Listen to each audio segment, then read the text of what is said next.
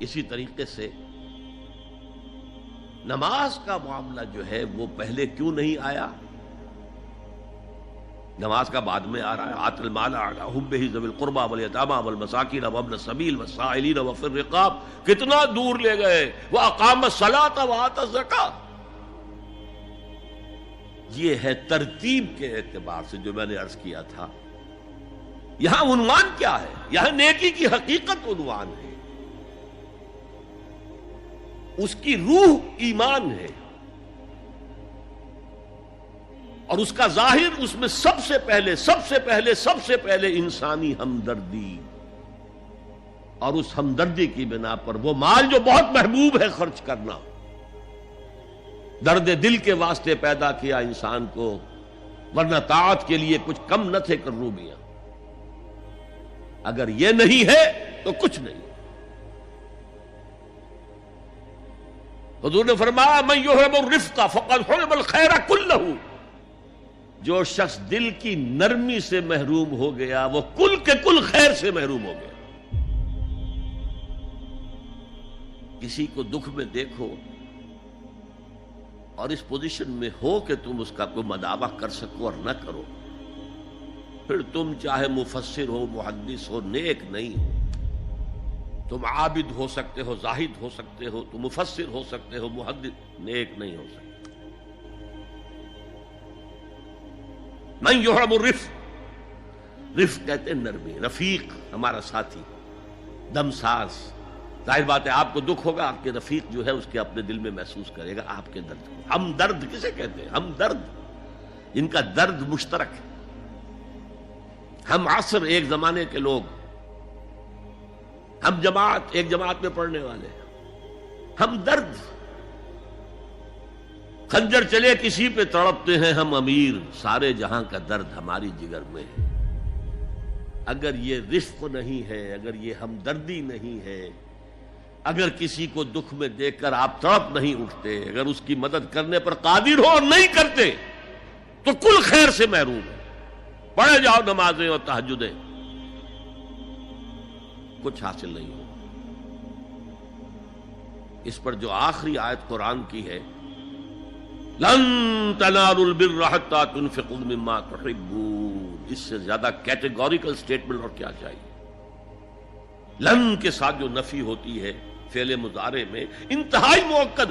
ہرگز نہیں پہنچ سکتے نیکی کے مقام کو جب تک کہ خرچ نہ کرو ان میں سے جو چیزیں تمہیں پسند ہیں.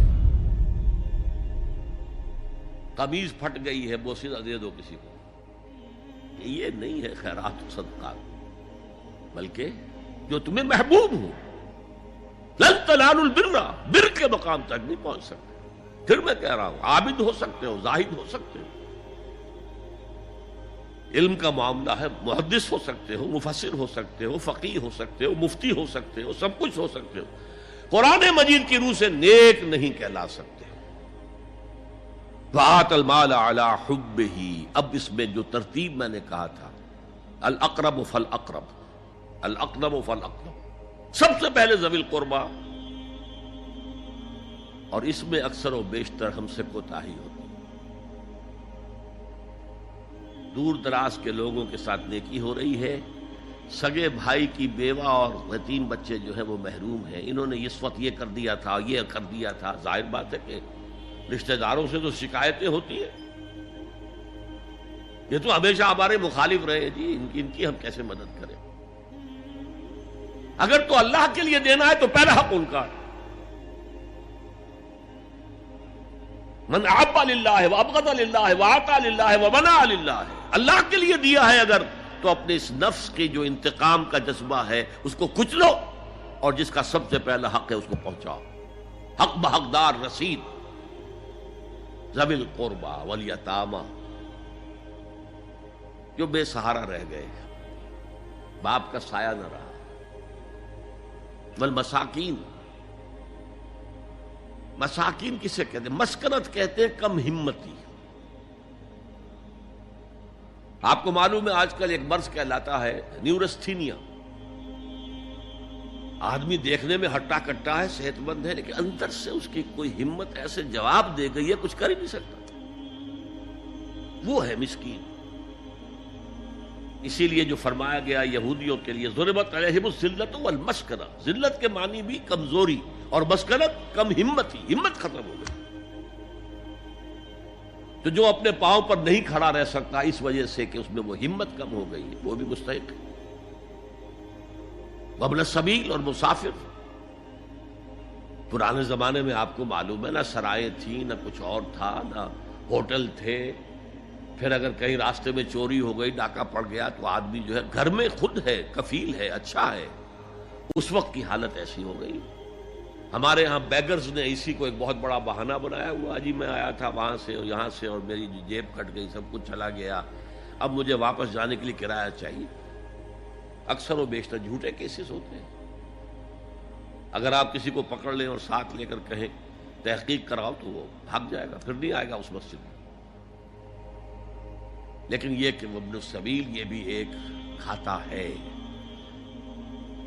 والسائلین، یہ ذرا تفصیل طلب معاملہ ہے. اسلام کی تعلیم بڑی متوازن ہے. ایک طرف سوال کی مذمت ہے، مت اپنا دستے سوال دراز کرو کسی کے سامنے. جو شخص ہاتھ پھیلاتا ہے مانگنے کے لیے، وہ اپنی عزت نفس کو ہتھیلی پر رکھ کر آپ کے سامنے پیش کر رہا ہے، اور آپ ٹھوکر مار دیتے ہیں اس کی عزت نفس کو. مانگو اللہ سے. اللہ کسی کے دل میں ڈالے تمہاری ضرورت پوری کر سکتا ہے، بغیر اس کے کہ تم کسی کے سامنے دستے سوال دراز کرو. تو سخت مذمت ہے. اور خاص طور پر بیگری جو ایک انسٹیٹیوشن بن گیا ہے، ایک پیشہ بن گیا ہے، وہ تو اسلام کی تعلیمات کے منافی ہے. اور جس طرح کی ہم خیرات بانٹتے ہیں، 5 روپے کا نوٹ دے رہے ہیں مانگنے والوں کو مسجدوں کے باہر، سمجھ رہے ہیں ہم نے حاتم طائی کی خبر کو لات مار دی، حالانکہ حقیقت میں آپ انسٹیٹیوشن آف بیگری کو سپورٹ کر رہے ہیں. کسی ایک کو لے لو، آؤ چلو مجھے اپنا گھر دکھاؤ، مجھے بتاؤ تم واقعی اس قابل ہو یا نہیں ہو، اور پھر اس کی مدد کریں، لمسم کریں. پھر وہ 5 روپے نہیں ایسی دیں کہ وہ کچھ اپنے پاؤں پر کھڑا ہو سکے. میں نے 1 روپیہ نہیں کہا آج کہ 1 روپیہ تو اب کوئی شے نہیں رہی، لیکن یہ کہ 5 روپے کا نوٹ بھی آپ نے تقسیم کرنے شروع کر دیے، یہ کیا ہے؟ والسائلین وفی الرقاب. لیکن دوسری طرف سائل کو جھڑکنا نہیں ہے. اما السائل فلا تنہر، جھڑکو نہیں. اچھا بھائی نہیں، معاف کرو، میرے پاس اس وقت آپ کی مدد کے لیے کچھ نہیں ہے، میں کچھ نہیں کر سکتا. تو ان دونوں کے درمیان اصل میں معاملہ ہونا چاہیے. بلکہ یہاں تک بھی فرمایا سائل کو ضرور دو، چاہے وہ گھوڑے پر سوار ہو کر تمہارے دروازے پہ آیا. کیا پتا اس کی واقعی الجھن کیا ہے.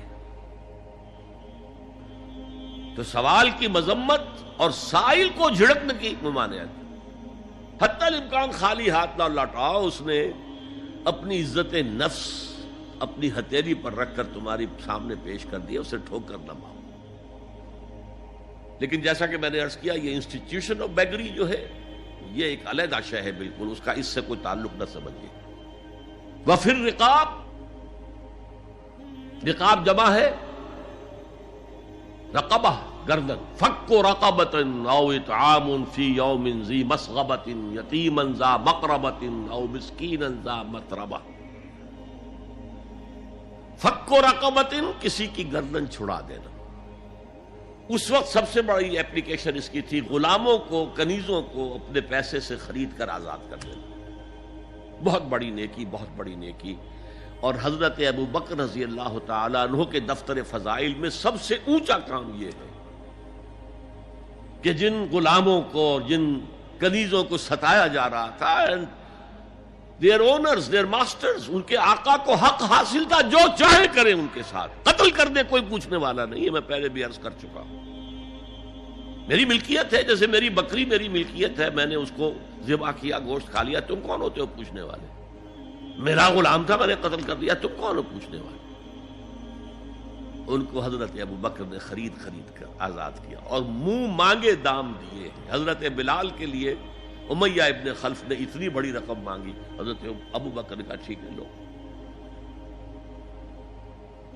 باپ نے کہا بھی ابو قحافہ نے، ابو بکر کو کوئی غلام خریدنا ہی تھا تو کوئی طاقتور آدمی جو کام آ سکے کہیں اس کو خریدنا چاہیے، مجھے کیا پتا ابو بکر کس لیے خرید رہا اور کس کے لیے خرید رہا ہے۔ آج کے دور میں اس کی اپلیکیشن ہوگی، کوئی شخص جو ہے اگر قرض میں اس طرح جکڑا جائے کہ لاکھ ہاتھ پاؤں مارے نکل نہیں سکتا،